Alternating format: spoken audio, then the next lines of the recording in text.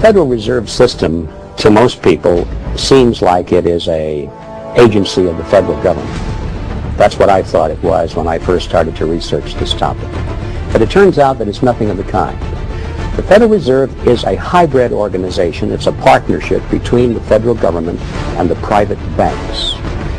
When you look at it deeper than that, its essence is neither as a government agency or a private company. In reality, it is a cartel.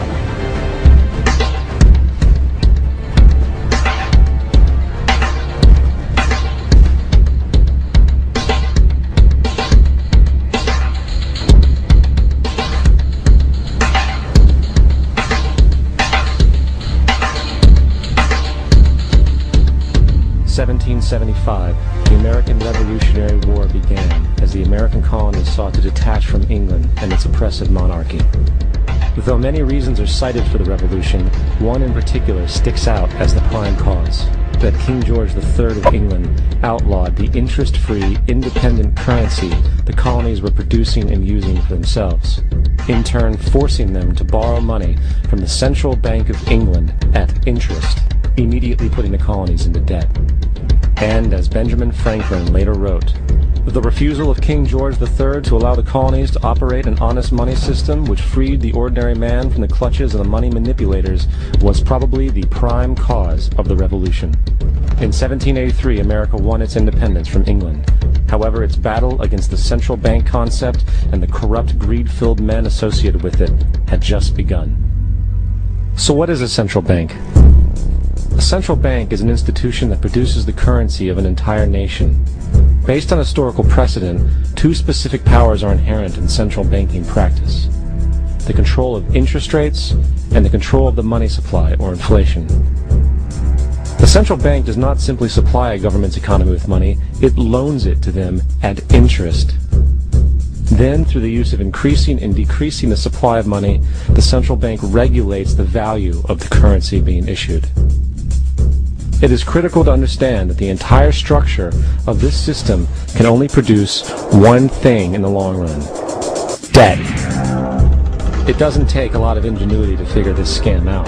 For every single dollar produced by the central bank is loaned at interest. That means every single dollar produced is actually the dollar plus a certain percent of debt based on that dollar. And since the central bank has the monopoly over the production of the currency for the entire country, and they loan each dollar out with immediate debt attached to it, where does the money to pay for the debt come from?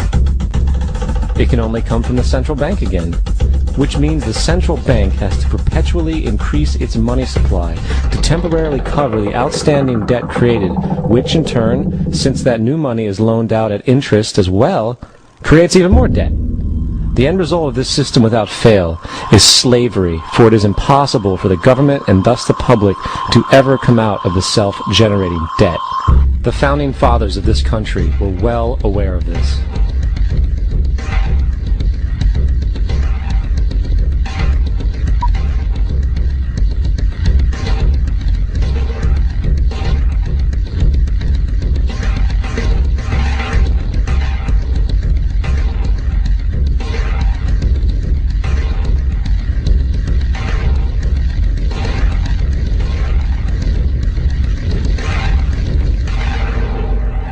By the early 20th century, the U.S. had already implemented and removed a few central banking systems, which were swindled into place by ruthless banking interests. At this time, the dominant families in the banking and business world were the Rockefellers, the Morgans, the Warburgs, the Rothschilds. And in the early 1900s, they sought to push, once again, legislation to create another central bank. However, they knew the government and public were very weary of such an institution, so they needed to create an incident to affect public opinion. So, J.P. Morgan, publicly considered a financial luminary at the time, exploited his mass influence by publishing rumors that a prominent bank in New York was insolvent or bankrupt. Morgan knew this would cause mass hysteria, which would affect other banks as well. And it did. The public, in fear of losing their deposits, immediately began mass withdrawals. Consequently, the banks were forced to call in their loans, causing the recipients to sell their property, and thus a spiral of bankruptcies, repossessions, and turmoil emerged. Putting the pieces together a few years later, Frederick Allen of Life magazine wrote, "The Morgan interests took advantage to precipitate the panic, guiding it shrewdly as it progressed." Unaware of the fraud, the Panic of 1907 led to a congressional investigation headed by Senator Nelson Aldrich, who had intimate ties to the banking cartels and later became part of the Rockefeller family through marriage. The commission, led by Aldrich, recommended a central bank should be implemented so a panic like 1907 could never happen again. This was the spark the international bankers needed to initiate their plan. In 1910, a secret meeting was held at a J.P. Morgan estate on Jekyll Island off the coast of Georgia. It was there that the central banking bill called the Federal Reserve Act was written. This legislation was written by bankers, not lawmakers. This meeting was so secretive, so concealed from government and public knowledge, that the 10 or so figures who attended were told they could only use their first names in addressing each other. After this bill was constructed, it was then handed over to their political frontman, Senator Nelson Aldrich, to push through Congress. And in 1913, with heavy political sponsorship by the bankers, Woodrow Wilson became president, having already agreed to sign the Federal Reserve Act in exchange for campaign support. And 2 days before Christmas, when most of Congress was at home with their families, the Federal Reserve Act was voted in, and Wilson in turn made it law. Years later, Woodrow Wilson wrote, in regret,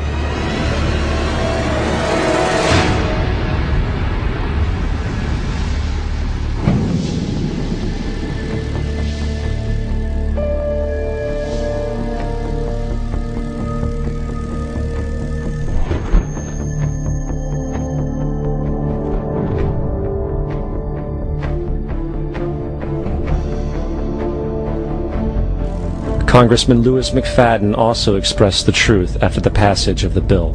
A world banking system was being set up here, a superstate controlled by international bankers, acting together to enslave the world for their own pleasure.